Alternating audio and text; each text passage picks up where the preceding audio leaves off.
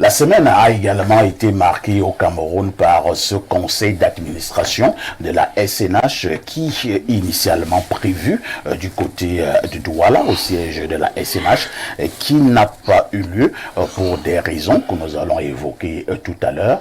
Le conseil d'administration en question a été reporté pour mercredi dernier, justement du côté du palais présidentiel. Il est clair des informations glanées faisait état de ce que l'ADG, l'administrateur directeur général de la SNH, Adolphe Modiki, ADG de cette structure d'État depuis 31 ans, devait tout simplement libérer le plancher, entre guillemets. Il n'en est pas été question. Au finish, on a quand même également retenu que les comptes 2023 de la SNH n'ont pas été adoptés par le conseil d'administration qui est dirigé par le ministre d'État, secrétaire général de la présidence de la République, Ferdinand Ngongo. Je passe d'abord la parole à Abel Elimbi Lobé. Abel Elimbi Lobé, certains analystes s'accordent à dire que c'est un autre conflit ouvert entre le SGPR et cette fois-ci contre Adolphe Modiki. Adolphe Modiki qui devait donc, entre guillemets, libérer le plancher. Cela n'a pas été fait. Quel est le regard que vous posez sur cet autre, entre guillemets, conflit au niveau du Cameroun? Chers compatriotes, depuis plus de 30 ans, je suis dans le camp qui vous dit que ce pays est mal gouverné. Nous avons pris toutes sortes de coups. L'un des résultats les meilleurs que nous avons obtenus, c'était qu'on inscrive dans la Constitution de 1996 la limitation des mandats. Pour que même si Paul Biya gouverne mal comment, même s'il y a les fraudes électorales comment, que notre lutte ne soit pas une lutte pour le bavardage, le juridisme, les luttes avec les tribunaux de Paul Biya. Et que même par le mécanisme de la Constitution, en 2011, on devait avoir un nouveau président. En 2011, le président Biya avait déjà plus de 25 ans de gouvernement. Si on le changeait en 2011 par l'automatisme de la Constitution, c'est que vous n'êtes pas ici aujourd'hui en train de bavarder, de discuter, d'écrire, de faire des réflexions. Ça a rapport avec la SNH? Oui, sur les actes. C'était la limitation des mandats à la SNH. Sur les actes de mauvaise gouvernance. En 2018, j'ai publié une pétition, appel à la retraite, parce que le président est fatigué. En 2018, vous n'avez pas vu qu'il est fatigué. Vous n'avez pas vu qu'il y avait des présidents de conseil d'administration qui sont là depuis 20 ans, 30 ans. En 2018, vous n'avez pas vu qu'il y a des ministres qui sont présidents de conseil d'administration. Et patati, vous n'avez pas vu tout ce désordre institutionnel. Vous étiez tous d'accord que le président se représente. Vous lui avez même donné 72% de suffrage, 77% de suffrage valablement exprimé. Aujourd'hui, vous vous plaignez. Oh, vous dites que tu as bien fait. De faire quoi? De refuser d'obéir. Tu as bien fait parce que tu apportes une preuve supplémentaire que tu appartiens à un mauvais régime. Un régime de désordre. Ou un secrétaire général de la présidence de la République, qui est ministre alors qu'il ne devrait pas l'être, vient donner des instructions pour enlever quelqu'un qui n'a jamais nommé. Il enlève, il me dit que tu as raison de refuser. Comment il s'appelle? Je suis... C'est pas qui parle.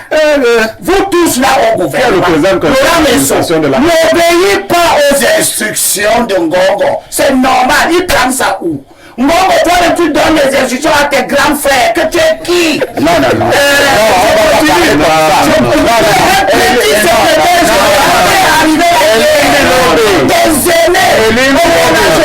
Non, tu as entendu faire ce que tu fais. Je termine. Non, on s'arrête d'abord. Oui, arrêtons-nous. Elimbi Lobé, ce plateau est un plateau très suivi. C'est très sérieux. Non, s'il vous plaît. Oui. C'est un plateau très sérieux.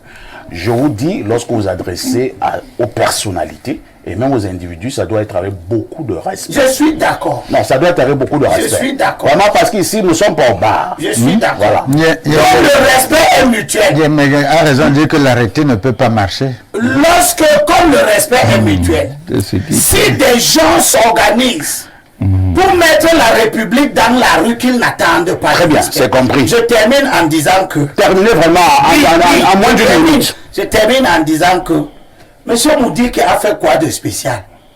Le ministre des Finances refuse de donner l'argent au ministre du Sport pour une fédération. Le désordre est général. Moudiki a apporté seulement une preuve supplémentaire. Mais c'est que nous savons déjà. C'est bien comme ça. Parce que ça nous montre le niveau de pourriture que le régime a atteint. Professeur Mathias Eric Owenangini, on vous passe la parole pour constater que c'est un autre front, entre guillemets, qui est maintenant ouvert du côté de la SNH. Alors, sachant quand même, je parle sous votre contrôle, que la SNH est une structure hautement stratégique pour la République du Cameroun, avez-vous l'impression qu'on peut engager ce genre d'initiative si le président de la République n'a pas donné son OK? Ce n'est pas possible. Voilà. Il n'est pas possible, même pour un secrétaire général de la présidence, de le faire sans que le président ait instruit une orientation. Comme vous l'avez dit, la Société nationale des hydrocarbures est un organisme stratégique pour la gestion politique et économique de notre pays, un organisme très sensible. Et cet organisme répond à la fois à des nécessités internes, c'est-à-dire à des réalités qui ont trait à notre jeu politique économique interne, mais c'est également un organisme qui se projette dans l'international. Et à ce niveau, cet organisme rencontre des contraintes. Et ce sont ces contraintes qui, en fait, vont dans le sens d'une reconfiguration de sa direction. Mais le secrétaire général, président du conseil d'administration de la SNH, on le sait, de par la structuration du système camerounais, est là pour représenter le président de la République. Et il respecte les orientations que le président de la République lui donne. Les conflits que vous évoquez sont des conflits artificiels que les gens créent en fonction de leurs intérêts. Ça veut dire que si je suis quelque part et j'estime que mon intérêt est en question, je crée le conflit, qu'il y a les fausses instructions, il n'y a pas les fausses instructions, ne sont pas vraies, ainsi de suite. Un secrétaire général, la présidente de la République, ne peut pas s'amuser avec la SNH. Si vous le croyez, c'est que vous ne connaissez pas le système camerounais. Maintenant, ce n'est pas lui qui décide. Ça veut dire que même si le secrétaire général actuel, président du conseil d'administration, veut, utilisons la formule expéditive, enlever l'administrateur directeur général, il ne le peut pas tant que le président ne le lui a pas instruit. Merci, Owenangini, faites précéder de professeur et donc très clair à ces niveaux. Un SGPR ne peut pas s'amuser avec la SNH. Je passe la parole à Maître Nouga. Notre sujet au niveau de l'écran est clair. Moudiki défie-t-il Ngongo? Non, je pense que il y a une tendance actuelle à vouloir créer des oppositions fictives. Ah bon? Attendez, maître, pour vous montrer à quel niveau il n'y a pas la fiction, vous êtes quand même au courant, et là ce sont des faits, un premier conseil avait été convoqué. On est d'accord? Mais pourquoi le conseil n'a pas eu lieu? Ben écoute, le conseil n'a pas eu lieu parce qu'il y a peut-être... Il y avait eu la pluie? Je suppose qu'il y a des dispositions qu'il fallait mettre en place qui n'ont été... Lesquelles? Mais il fallait par exemple ouvrir... Pourquoi le conseil a été il fallait au moins ouvrir la porte de la salle. Et si le portier n'était pas là, ils allaient faire. Il y a des dispositions. Attends, Maître nous a dit que si le portier n'était pas là. Mais qu'est-ce que vous voulez? Ça veut dire en tout cas, ce fameux portier n'est pas arrivé. Au point, on a finalement délocalisé le conseil. Et on est parti de droit pour. Mais depuis quand les conseils viennent à la présidence? Il y a des conseils qui se sont tenus dans les domiciles. Voilà. Les conseils d'administration de l'ADC. Si j'avais poursuivi, personne dans La loi ne fait pas obligation sur le lieu. si j'avais terminé, ça peut même être dans la chambre. si j'avais terminé, vous alliez comprendre un peu l'ironie que je souhaitais utiliser. C'est-à-dire que il y a des oppositions fictives, en fait, qui sont entretenues dans l'opinion pour voiler, en fait, des vrais problèmes. À l'heure actuelle, évidemment, la SNH fait partie des entreprises des entreprises sensibles dont la longévité, ou si vous voulez même l'extrême longévité du manager peut causer problème, parce que c'est une entreprise dynamique qui doit être proactive. Le pétrole est quelque chose qui change tout le temps, les prix à l'international, etc. Il faut être proactif. Vous savez, je ne vais pas révéler des secrets ici, mais on a perdu quelques procès très importants parce qu'il manquait de proactivité au niveau de la SNH, au niveau simplement de la constitution des avocats devant les tribunaux internationaux. Et tout cela, si j'ajoute, c'est quelque chose qui est connu aujourd'hui, Glencore et tout cela arrive sans doute parce qu'il manque de la proactivité. Donc, l'idée de revoir l'administration de la SNH aujourd'hui, elle est là dessus. Mais à côté de ça, vous savez qu'il y a aussi la même longévité que certains accusent au secrétaire général de la présidence, parce qu'ils veulent sa place, parce qu'ils veulent ses avantages, parce qu'ils veulent tout ça. Sa position. Alors, ils veulent sa position. Tout cela fait que, c'est là où je voulais dire qu'on crée des conflits fictifs entre des hautes personnalités. Et en fait, c'est ce je peux y arriver. C'est sans doute ce que le professeur Nang disait, en disant que des gens, en fonction de leurs intérêts. Donc, parmi ces gens, il y en a qui ont été des ministres, il y en a qui veulent être ministres. Et c'est des gens du RDPC d'abord. Hein. Lui-même, il n'était pas secrétaire général, il voulait être secrétaire général. Donc, monsieur Béli, donc je voulais dire que cette question relève effectivement du management de fin de règne. Et je dis, il ne faut pas que les Camerounais prennent... Vous voyez les fins de règne par Mais oui, c'est une évidence. Il faut que nous soyons... Il y a 15 ans. Il y a 15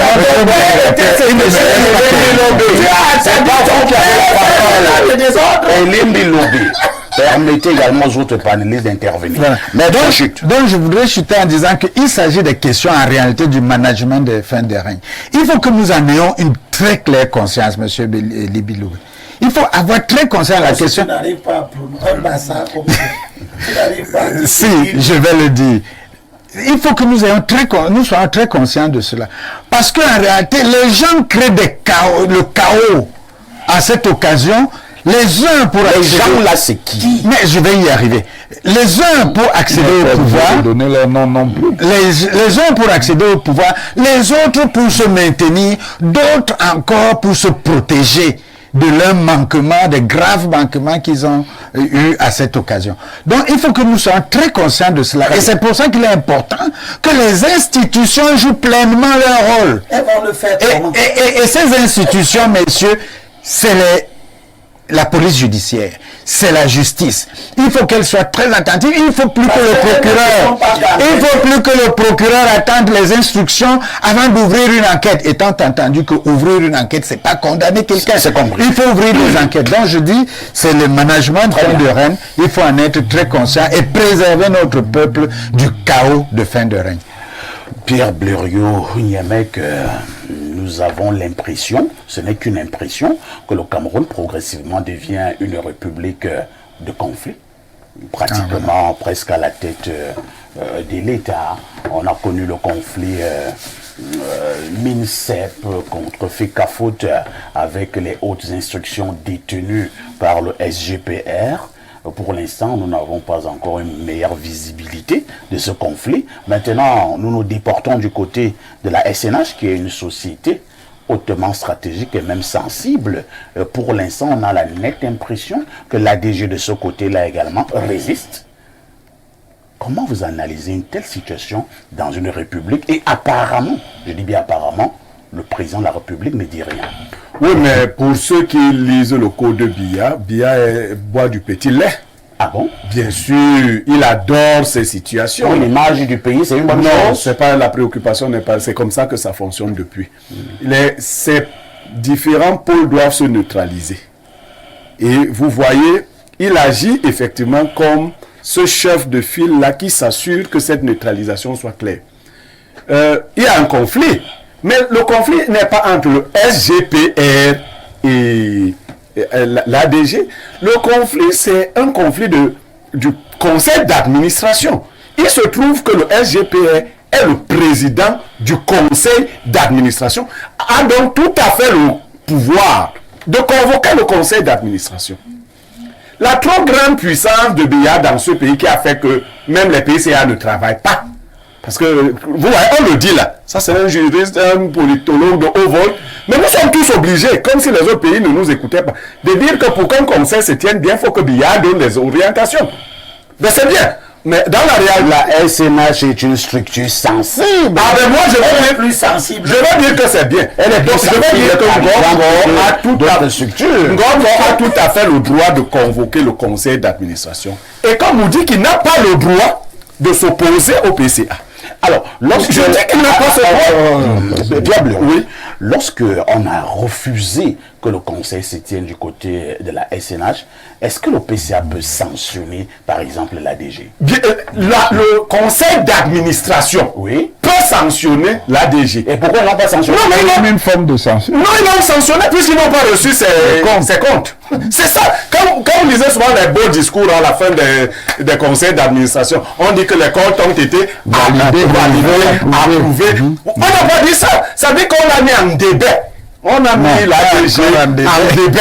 Pas encore, quand même. Non, on lui a dit que tes trucs-là ne sont pas bien. Et pour un conseil d'administration, les conséquences vont suivre. Mais vous voyez bien que quand Paul Biya partait, il a causé avec Ngongo. Il lui a dit certainement ce qu'il doit faire avec Moudiki. Il lui a C'est dit vrai que certains ont également estimé que Donc, ça pour continue à certains que, pour que le président puisse causer avec Ngongo, et on n'a pas besoin d'attendre un tarmac. non, il lui travaille sur les symboles. Il lui a dit que tu sais que le vieux là, il a fait comme ça. Il a résisté. Comme il a gardé à saluer. Vous avez suivi Bon, il a vu que le directeur il a salué. Il ne faut pas oublier que l'ADG est parti à Paris presque en même temps que... Non, ce n'est pas ton affaire. On va gérer ça progressivement. Ah, c'est ça qu'il lui a dit. Oui, on va gérer ça progressivement. Très bien. C'est un type, je le connais, c'est ma génération.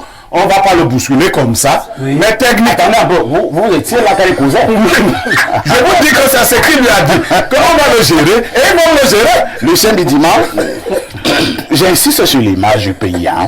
J'insiste sur la haute administration qui a des règles.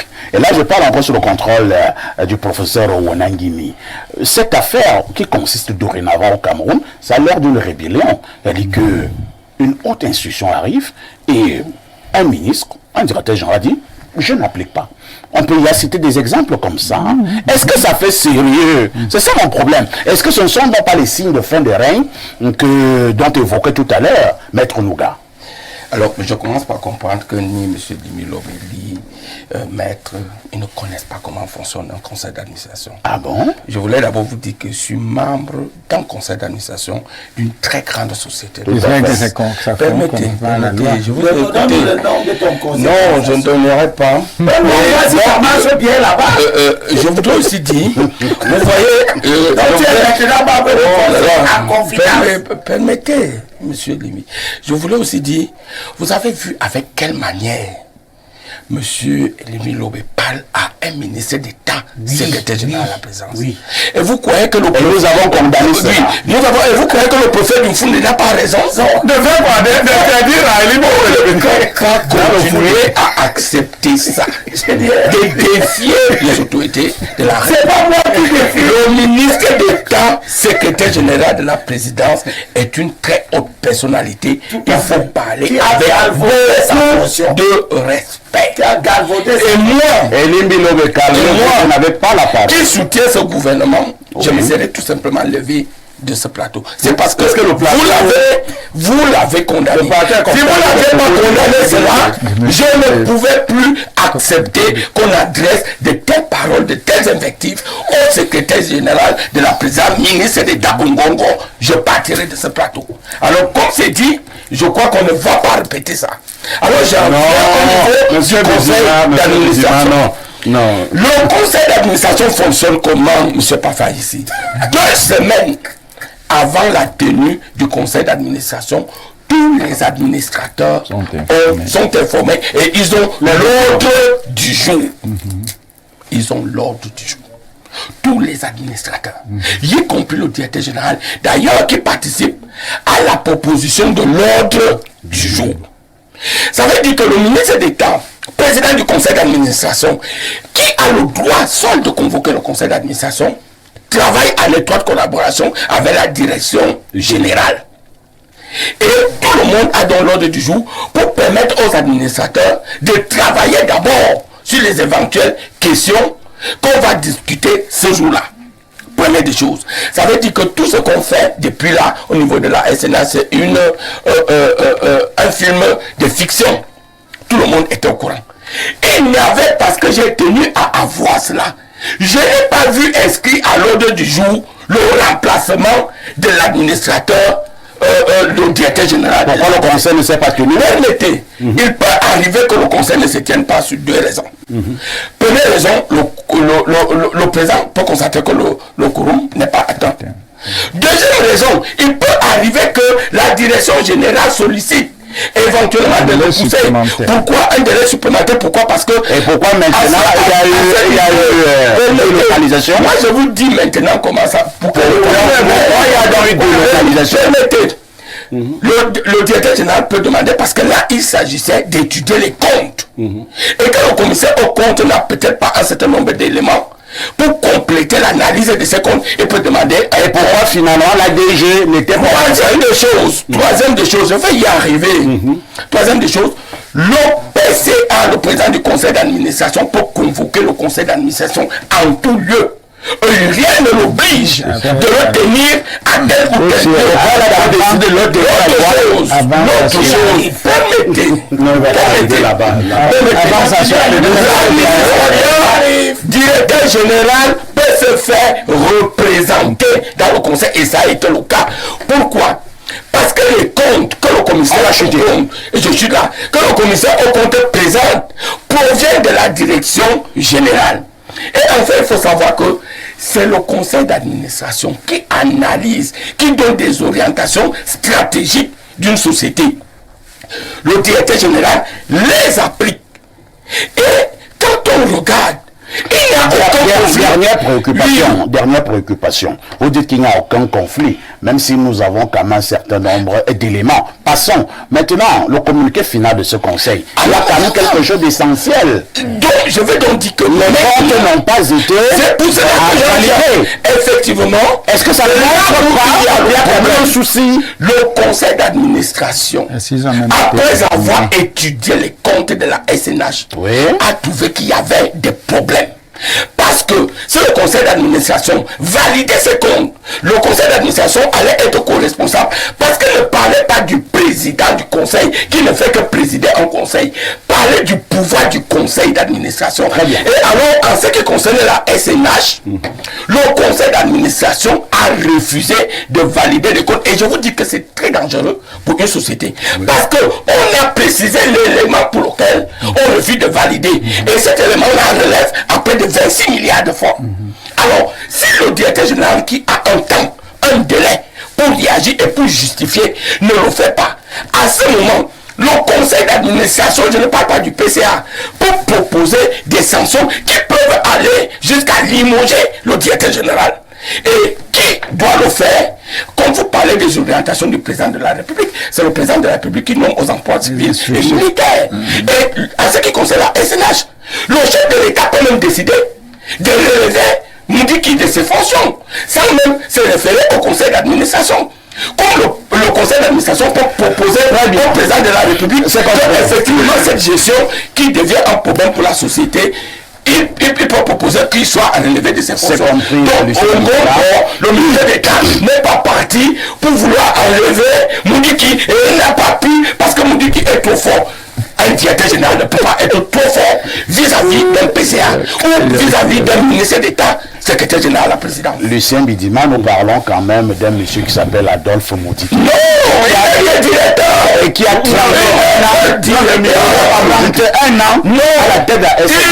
Il était directeur général et nous parlons aussi d'un monsieur qui s'appelle Ongongo, ministre d'État, secrétaire général à la présidence de la République. Donc les autres institutions sont de plus en plus du conseil d'administration. C'est faux. Aucune autre institution du ministère d'État. On n'a jamais vu la FECAFOOT, ne vous parle pas. Qu'est-ce que vous parlez de FECAFOOT? Qu'est-ce que ça représente même? Vous parlez de FECAFOOT quand vous parlez de la République. C'est terminé. C'est terminé. L'émission de ce jour. Il ne me reste qu'à remercier ces invités qui étaient là ce matin. On commence par dire merci à notre invité permanent, le professeur Mathias Eriko Wenangini. Merci à Lucien Bidima. Merci à Maître Nouga. Merci à Pierre Blérieux-Yemek. Merci à Abel Elimbi Lobé. Je vous indique simplement que cet après-midi, ce soir, il y aura la rediffusion de ce programme à partir de 21h. L'émission est terminée. Ils ont pris la parole pour nous dire, prendre du temps, c'est ça qu'on appelle le sophisme. L'émission est actuellement terminée. L'émission est actuellement terminée. Comme si ce pays est normal. Tout en vous souhaitant une bonne fin de semaine, je vous pose également une question avec tout ceci. Que faites-vous encore ailleurs?